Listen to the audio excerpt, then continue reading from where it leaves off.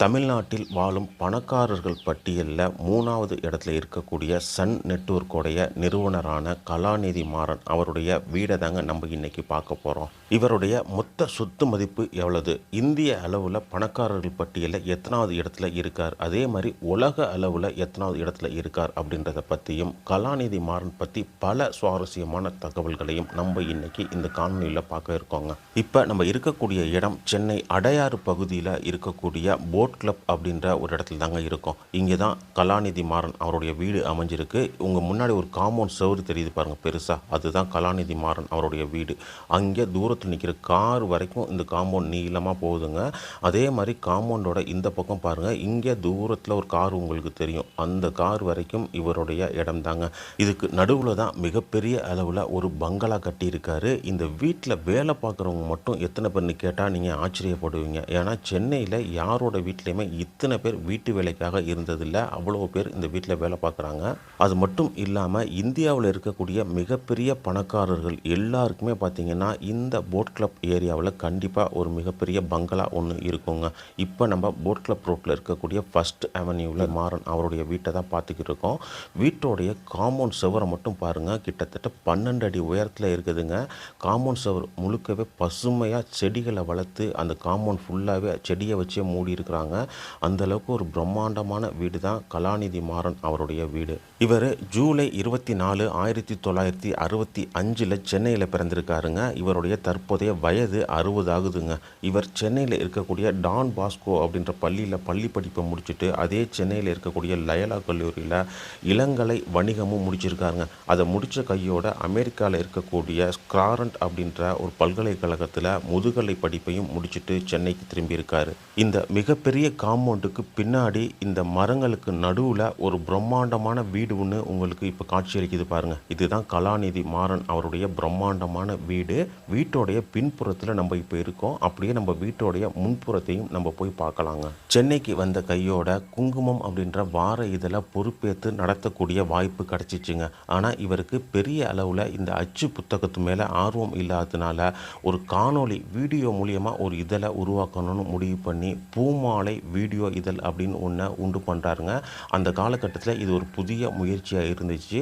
அதே சமயத்தில் இந்த பூமாலை வீடியோ இதழ் அப்படின்றது தான் இவ்வளோ பெரிய சன் நெட்வொர்க் உருவாகிறதுக்கு ஒரு ஆரம்ப புள்ளியாக இருந்திருக்குதுங்க. இந்த பூமாலை அப்படின்ற காணொளி இதழை நடத்திக்கிட்டு இருக்கும் பொழுதே 1991 இவருடைய 25வது வயசில் கர்நாடகாவை சேர்ந்த காவேரி அப்படின்ற பெண்ணை திருமணம் பண்ணுறாருங்க. இவங்க 2 பேருக்கும் 1992 காவியா அப்படின்ற ஒரு பெண் பிள்ளை பிறக்கிறாங்க. இவருடைய மொத்த சொத்துக்கும் ஒரே வாரிசா இந்த காவியா அப்படின்ற ஒரே ஒரு பெண் பிள்ளை தாங்க இருக்கு. அதன் பிறகு 1992 சன் டிவி அப்படின்ற ஒரு நிறுவனத்தை ஆரம்பிக்கிறாருங்க. அதனால் வரைக்கும் தமிழ்நாடு மக்கள் பார்த்தீங்கன்னா தூர்தர்ஷன், கொழும்பு அப்படின்ற 2 சேனல் மட்டும்தான் பார்த்துட்டு இருந்தாங்க. அப்போ இந்த சன் டிவி அப்படின்றது புது வரவா மக்கள் மத்தியில் இருந்துச்சுங்க. சன் டிவி ஆரம்பித்த புதுசில் பார்த்தீங்கன்னா ஒரு நாளைக்கு 3 மணி நேரம் மட்டும்தான் சன் டிவி ஒளிபரப்பாகும். சாயந்தரம் 6 மணிலேருந்து 10 மணி வரைக்கும் தான் இந்த டிவியில் நிகழ்ச்சிகள் நடக்கும். இது தொடர்ந்து கொஞ்சம் கொஞ்சமாக 24 மணி நேர சேனலாக இதை மாற்றினாங்க. இவங்க தூர்தர்ஷனோட இணைஞ்சு இலவசமாக இந்த சேனலை ஒளிபரப்பு பண்ணிக்கிட்டு இருந்தாங்க. ஒரு காலகட்டத்தில் சன் டிவி அப்படின்றது பார்த்தீங்கன்னா ஒரு சேட்டலைட் சேனலாக மாற்றப்படுதுங்க. அதன் பிறகு பார்த்தீங்கன்னா வீட்டுக்கு வீடு கேபிள் கனெக்ஷன் மூலியமாக நேரடியாக வீட்டில் ஒளிபரப்பாகிற அளவுக்கு இதோட அமைப்பு மாறுனுச்சு. அதன் பிறகு மாதம் மாதம் பணம் கட்டி இந்த சன் டிவி அப்படின்ற சேனலை மக்கள் முதல்ல பார்க்க ஆரம்பிக்கிறாங்க. தமிழில் மிகப்பெரிய அளவில் வரவேற்பும் வருமானமும் கிடைச்சதுனால தொடர்ந்து பார்த்திங்கன்னா மலையாளம், தெலுங்கு, கன்னடம், பெங்காலின்னு 4 மொழிகளில் சன் நெட்வொர்க் சேனல்களை நடத்த ஆரம்பித்தாங்க. இன்றைக்கி இவங்க கிட்டத்தட்ட 34 சேனல்களை இந்த சன் நெட்வொர்க்கு கீழே நடத்திக்கிட்டு வர்றாங்க. இது மட்டும் இல்லாமல் 74 எஃப்எம் ரேடியோ சேனல்களை நடத்தக்கூடிய இவங்க டெய்லி வரக்கூடிய தின இதழான தினகரன் அப்படின்ற ஒரு பத்திரிகையும் நடத்திக்கிட்டு வர்றாங்க. மிகப்பெரிய வளர்ச்சியை அடைஞ்ச சன் குழுமம் பார்த்திங்கன்னா தன்னுடைய சன் தொலைக்காட்சியை பங்குகளாக மும்பை பங்கு சந்தையில் வெளியிட்டாங்க. இதன் மூலியமாக பார்த்தீங்கன்னா $133 பில்லியன் அளவுக்கு இந்த சன் நெட்வொர்க்கோட சொத்து மதிப்பு அதிகரிச்சிச்சுங்க. தமிழ்நாட்டில் அதிக பார்வையாளர்களை கொண்ட சேனலாக மட்டும் இல்லாமல் இந்திய அளவில் அதிக பார்வையாளர்களை கொண்ட சேனலாக இந்த சன் நெட்வொர்க் சேனல்கள் அமைஞ்சிச்சுங்க.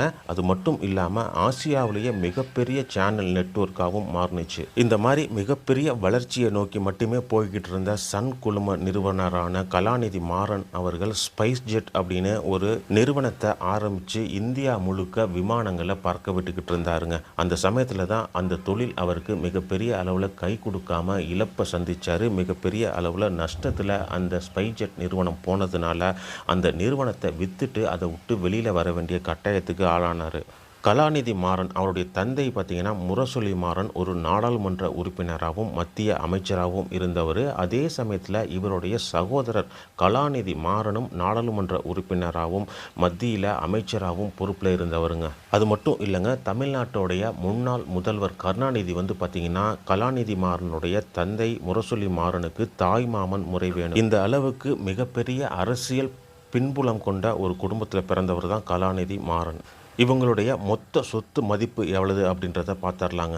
அதாவது இவங்க சன் டிவி நிறுவனத்தோட நிறுவனராக இருக்கிறாங்க. கலாநிதி மாறன் மற்றும் இவருடைய மனைவி காவேரி மாறன் இவங்களுக்கு இந்த நிறுவனத்தோட நிறுவனராக இருக்கிறதுக்காக ஆண்டுதோறும் இவங்களுக்கு வழங்கப்படக்கூடிய சம்பளம் எவ்வளவுன்னு பார்த்தீங்கன்னா 175 கோடி ரூபாய்ங்க. இவங்க 2 பேருக்கும் சம்பளமாக இந்த சன் நிறுவனம் மூலயமா கிடைக்கிறது. அதே மாதிரி இவங்களுடைய ஒரே மகளான காவியா பார்த்தீங்கன்னா இதே சன் நிறுவனத்தில் மற்றொரு நிர்வாகியாக இருக்கிறாரு. அவருக்கு தனிப்பட்ட முறையில் பார்த்தீங்கன்னா ஆண்டுக்கு 80 கோடி ரூபாய் சம்பளமாக அவங்களுக்கு கொடுக்குறாங்க.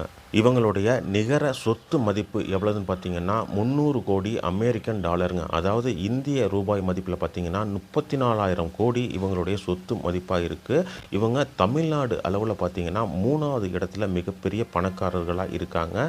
அதே சமயத்தில் இந்திய அளவில் 83வது இடத்துல மிகப்பெரிய பணக்காரர்களாக இருக்கக்கூடிய இவங்க உலக அளவில் பார்த்தீங்கன்னா 1275வது இடத்துல இருக்காங்க. தமிழ்நாடு அளவில் 3வது மிகப்பெரிய பணக்காரராக இருக்கக்கூடிய இவருடைய வீட்டில் ஒரு நாளைக்கு எத்தனை பேர் வீட்டு வேலையில் மட்டும் இருக்காங்கன்னு தெரியுமா? மொத்தமாக 60 பேர் வேலை பார்க்குறாங்க. அதுவும் செக்யூரிட்டி, கார் டிரைவர், தோட்ட வேலை, சமையல் வேலை, வீட்டை க்ளீன் பண்ணுறது அப்படின்னு மொத்தம் இந்த வீட்டில் ஒரு நாளைக்கு 60 பேர் வேலை பார்க்குறாங்கங்க. சன் நெக்ஸ்ட் அப்படின்னு ஒரு ஓடிடி தளம், சன் டைரக்ட், சன் பிக்சர்னு பல நிறுவனத்தை நடத்திட்டு வர்ற இவங்க இவ்வளவு பெரிய சாம்ராஜ்யம், 34,000 கோடி சொத்து. இதுக்கு ஒரே வாரிசான காவியா இவங்களுடைய பொண்ணு தாங்க. 1991 டிசம்பர் 3ஆம் தேதி பிறந்திருக்காங்க.